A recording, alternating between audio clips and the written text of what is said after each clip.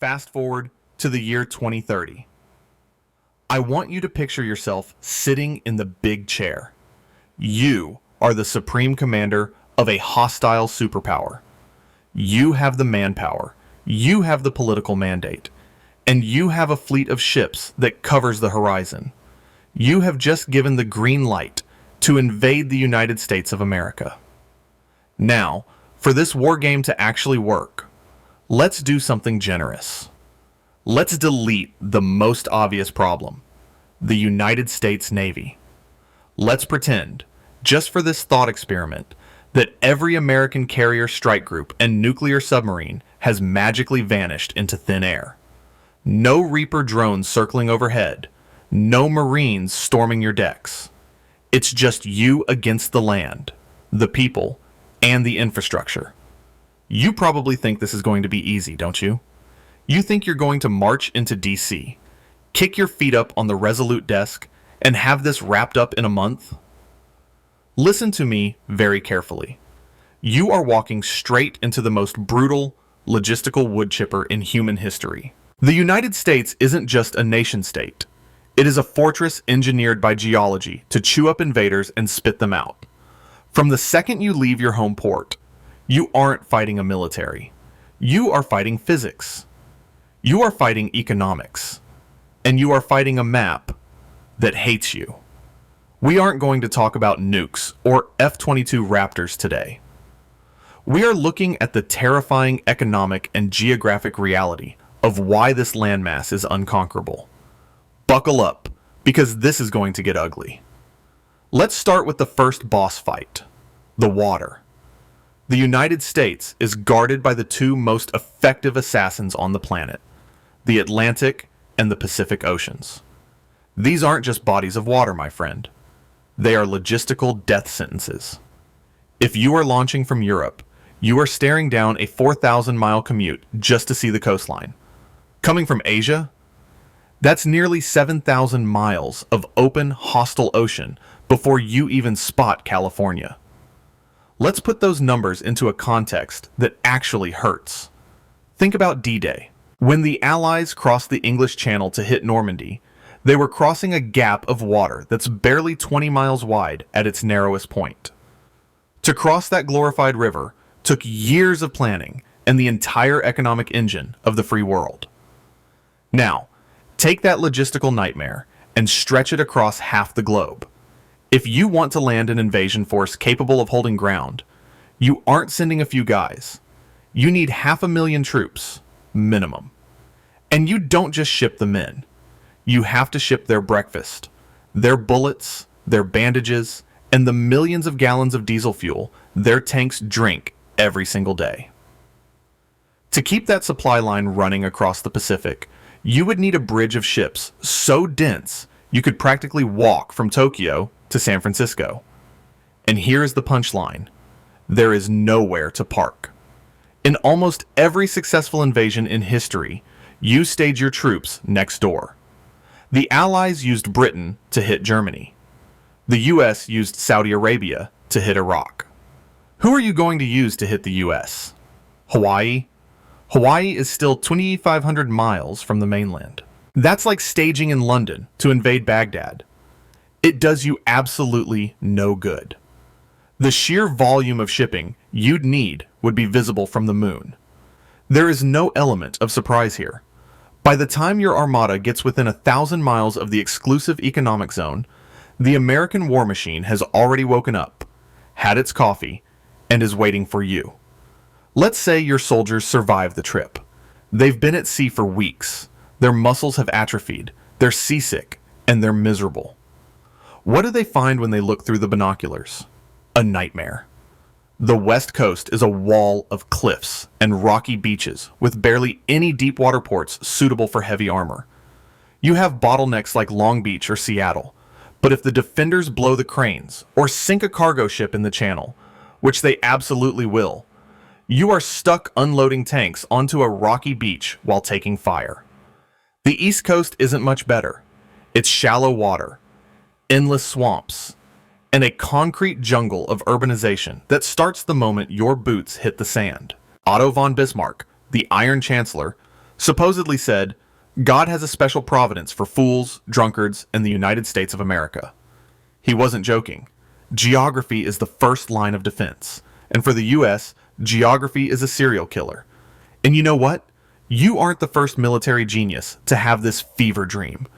History is basically a graveyard filled with commanders who looked at the same map and realized they were screwed. Look at Imperial Germany. Back in the early 1900s, Kaiser Wilhelm II had his top brass draw up Operation Plan 3 to shell New York and take Boston. These were the masters of warfare, the Prussians, and after years of crunching numbers, they realized they'd need to conquer Puerto Rico just to have a place to park their boats. They ran the budget and realized the logistics alone would bankrupt the German economy before a single boot hit American soil. The plan was buried in the archives. Then you have the Japanese in World War II. Why did they bomb Pearl Harbor and then basically stop? Because Admiral Yamamoto knew the Pacific wasn't a highway. It was a monster. He knew stretching a supply line to California wasn't war. It was suicide. These guys weren't stupid. They just couldn't beat the geography. Speaking of suicide missions, I want to put you in the hot seat. If you were the Supreme Commander and you had to choose one coast to invade, which one do you pick? The rocky cliffs of the west or the urban swamps of the east? Leave your battle plan in the comments below. I want to see who thinks they can beat the odds. So, you're smart. You look at the oceans and say, forget that. I'm not going to smash my head against the beach. I'll land next door. I'll invade Canada or Mexico and just drive across the border. Congratulations, tactical genius. You have just played yourself. Let's start with the northern option, Canada. If you look at a standard risk board, this looks like the ultimate cheat code.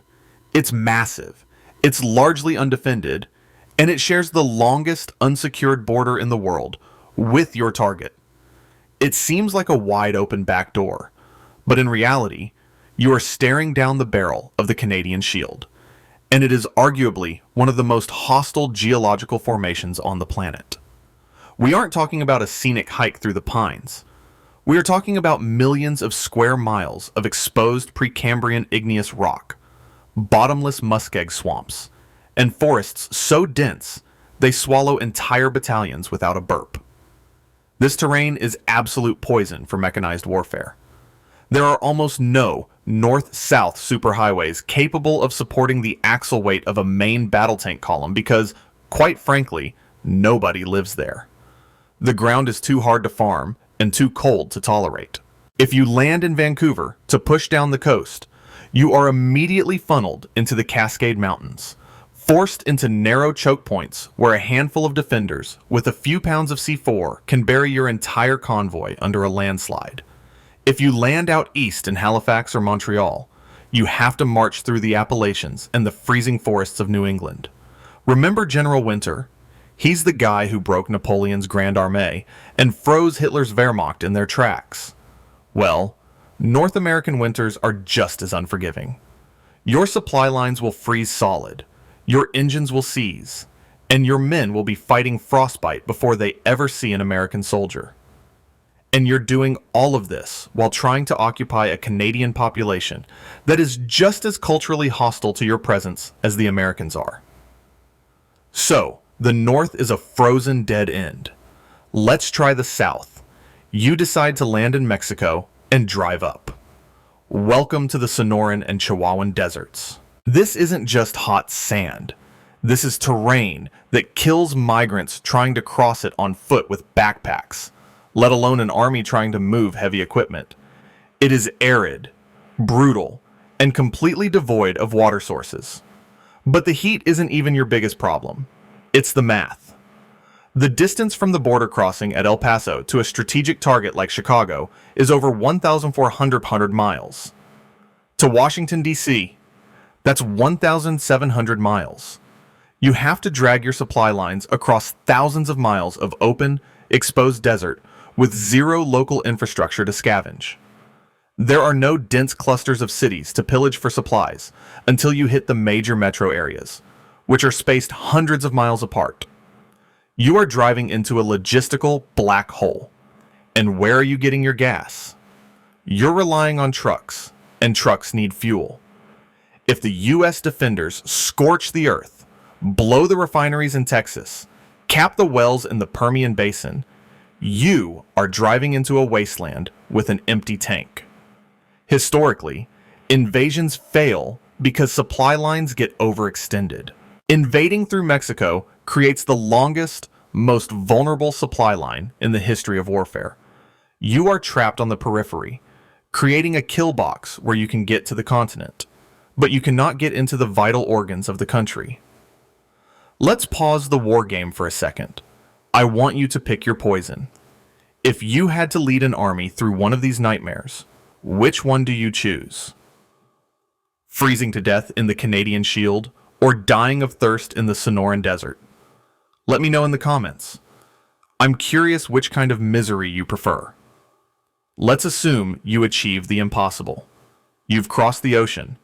You've bypassed the frozen hell of Canada and the burning deserts of Mexico. You've established a beachhead on the coast.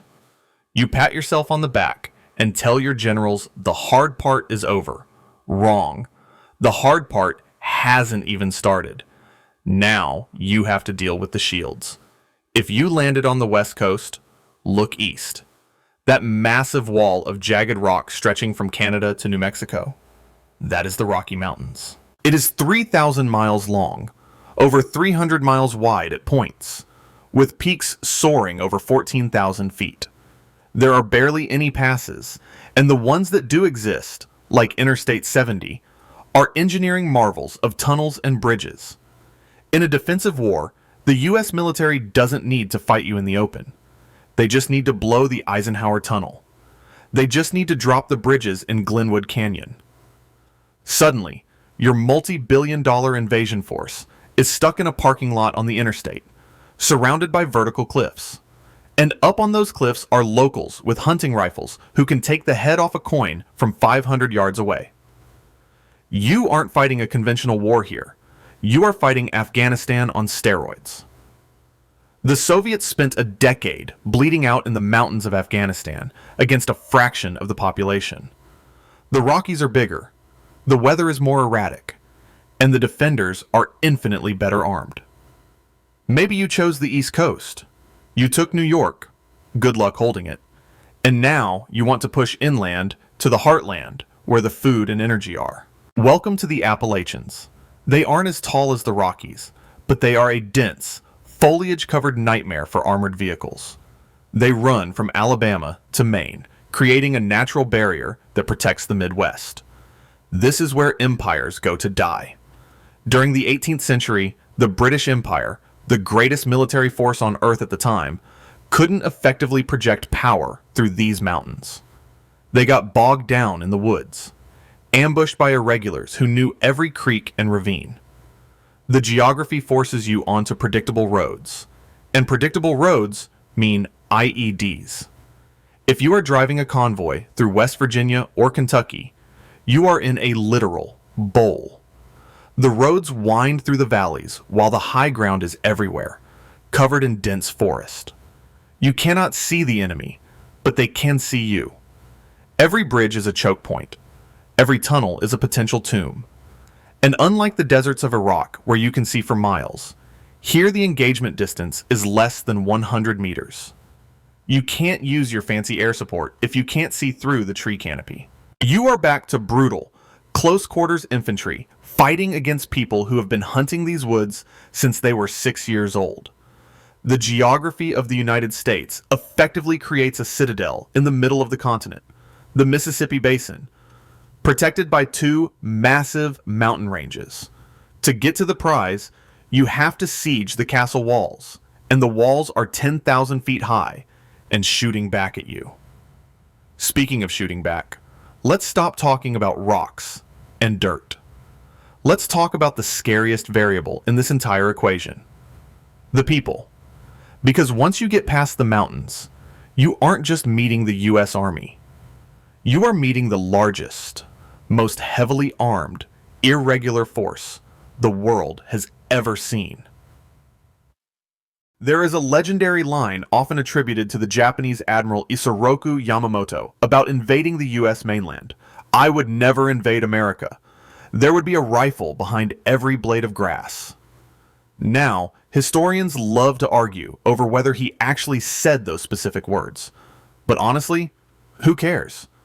The math makes the sentiment undeniable. Let's look at the raw data, because if you aren't an American, these numbers sound like pure fiction. According to the Small Arms Survey, there are roughly 400 million civilian-owned firearms circulating in the United States. The population is only about 335 million. Do the math. That is more than one gun for every man, woman, child, and newborn baby. But since toddlers usually aren't packing heat, the concentration is even higher. About half of all households admit to owning a firearm. And we aren't talking about grandpa's rusty double-barrel shotgun. We are talking about AR-15s, high-precision long-range hunting rifles, and enough ammunition to fight a medium-sized war for a decade. To visualize this, look at the state of Wisconsin. Every year during deer hunting season, about 600,000 hunters head into the woods. If you took those Wisconsin deer hunters, gave them uniforms, and called them an army, they would be the 8th largest standing military force on the planet, bigger than the active duty forces of France, Germany, or Iran. And that is just one state, and those are just the people with hunting licenses. You might be thinking, sure, but those are civilians. My army has tanks and air support. Well, look at the last 20 years of warfare in the Middle East. How well did heavy armor perform against decentralized insurgencies using cheap AK-47s and homemade explosives? It was a nightmare. And those insurgents were often working with limited resources. An American insurgency would be the wealthiest, best equipped guerrilla force in the history of our species. You also have to remember who is holding those guns. You aren't just fighting rebels, you're fighting combat veterans. The US has been at war for most of the 21st century. There are over 18 million veterans living in the country right now. These are people who know how to manufacture IEDs, how to execute complex ambushes, and how to disrupt supply lines. Imagine your convoy is occupying a small town in Missouri. You think you have the area secured. Suddenly, a $50 drone bought off Amazon, rigged with a pipe bomb, drops a payload on your lead tank. Snipers engage you from 3 different tree lines using thermal optics they bought at a sporting goods store. When you return fire, they vanish into the cornfields and the suburbs. To effectively occupy a hostile population like this, military doctrine suggests you need 20 soldiers for every 1,000 civilians. For the US population, you would need an occupation force of 6.6 million soldiers. The entire active duty Chinese military is around 2 million. The Russian military is even smaller. You literally do not have enough human beings to hold the ground. You can't stand on every street corner, and the moment you turn your back, that blade of grass is going to take a shot. I want to hear from the Americans watching this, especially the veterans and the hunters. If a foreign army rolled into your county tomorrow, what is the one local terrain feature that would absolutely ruin their day? Is it the swamps, the snow, or just the rush hour traffic? Let the world know in the comments what they're walking into. Okay, so the people are armed to the teeth, the mountains are impassable, and the oceans are vast.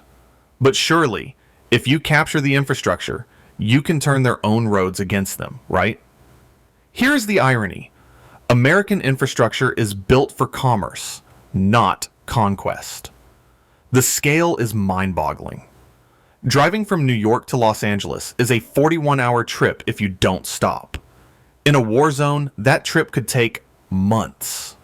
The system relies on bridges, over 600,000 of them.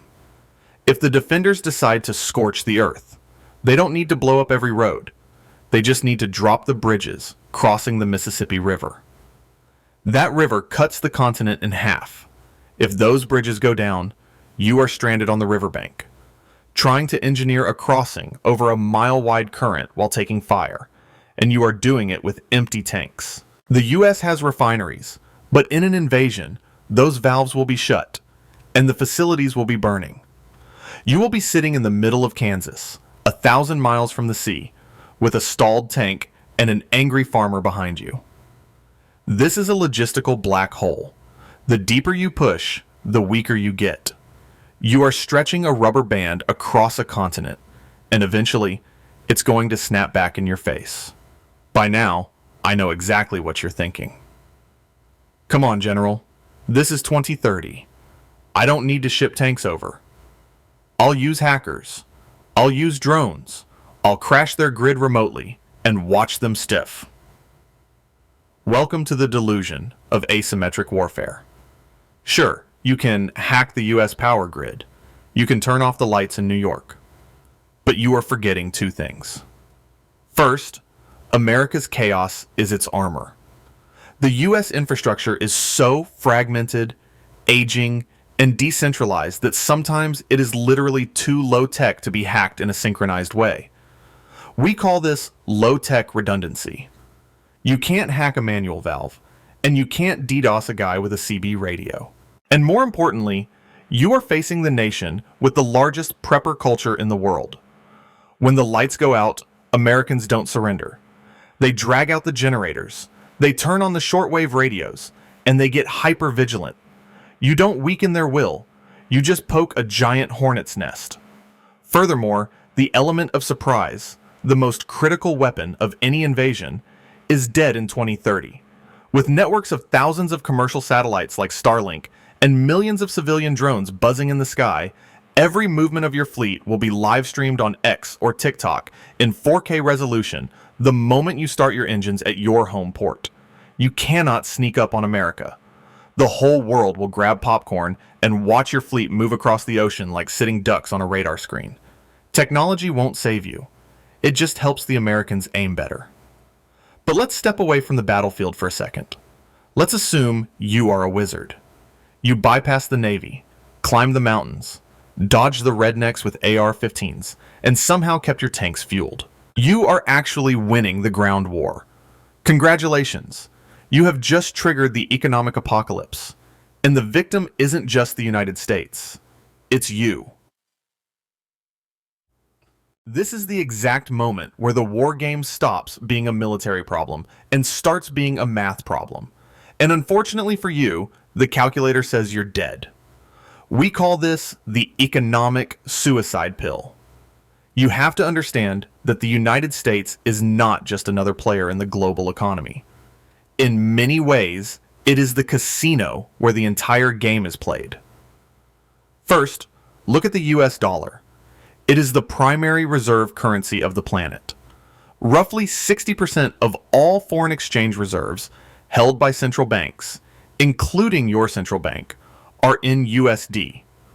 Oil, gold, commodities, they are all priced in dollars.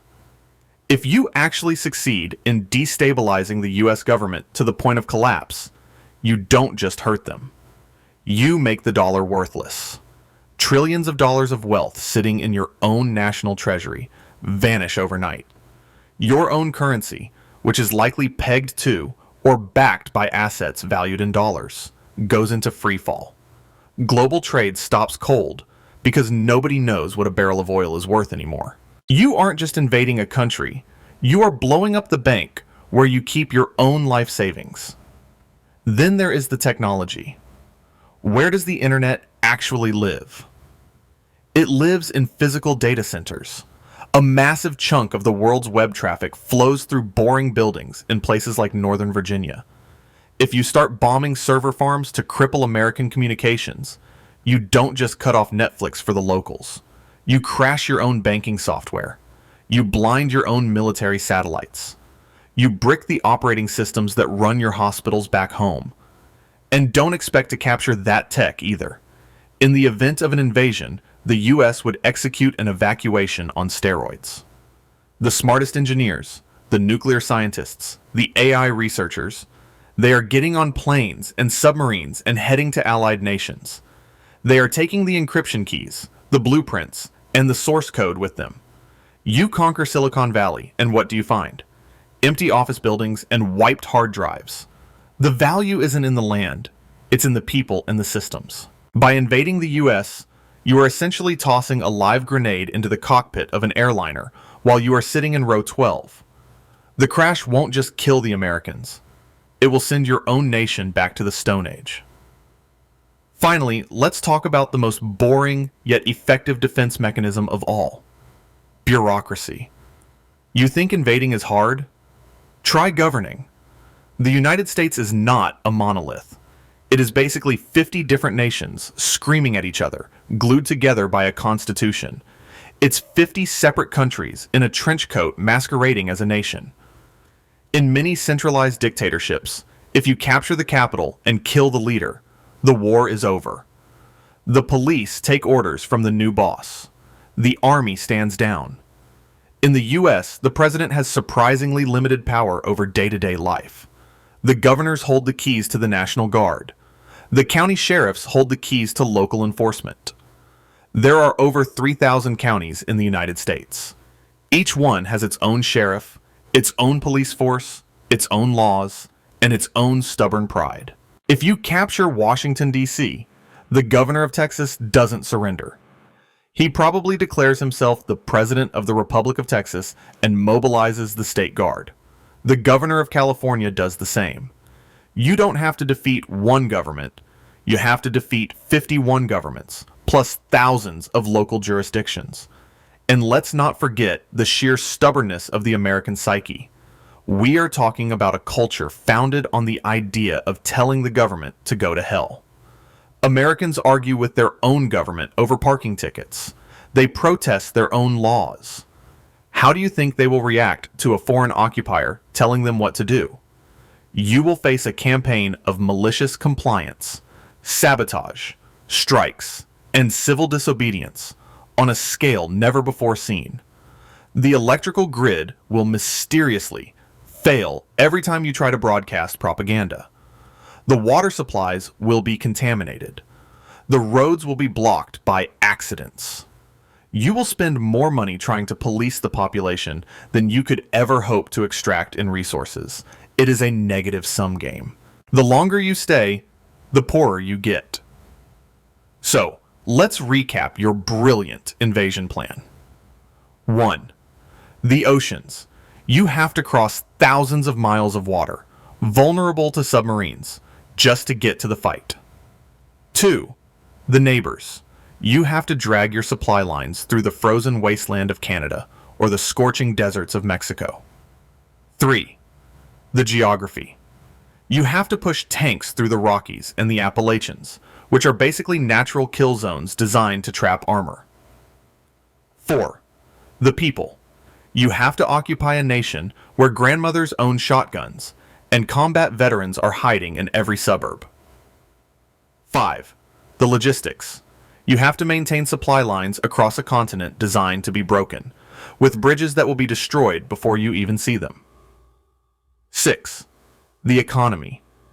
If you win, you crash the global markets and destroy your own wealth. Invading the United States is not a military operation. It is a suicide note. It is a logistical impossibility wrapped in a geographical nightmare, deep-fried in economic ruin. The United States doesn't need a massive standing army to remain uninvaded. The land itself does the heavy lifting. The Atlantic and Pacific are the walls. The Rockies and Appalachians are the towers. And the people? They are the garrison that never sleeps. So, to any aspiring superpowers watching this video, don't do it.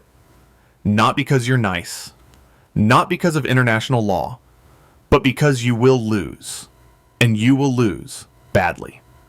That is the reality of American geography. It is the ultimate unfair advantage in the game of civilization. If you enjoyed this deep dive into hypothetical chaos, do me a huge favor and click that like button. It helps the algorithm more than you know. And if you want to see more videos where we break down the terrifying reality of geopolitics, economics, and history, make sure you subscribe. I want to know your final thoughts. If you had to pick one state that would be the absolute hardest to conquer, which one is the final boss fight? Is it Florida with the gators, Alaska with the cold, or maybe New York with the attitude? Leave your answer in the comments below.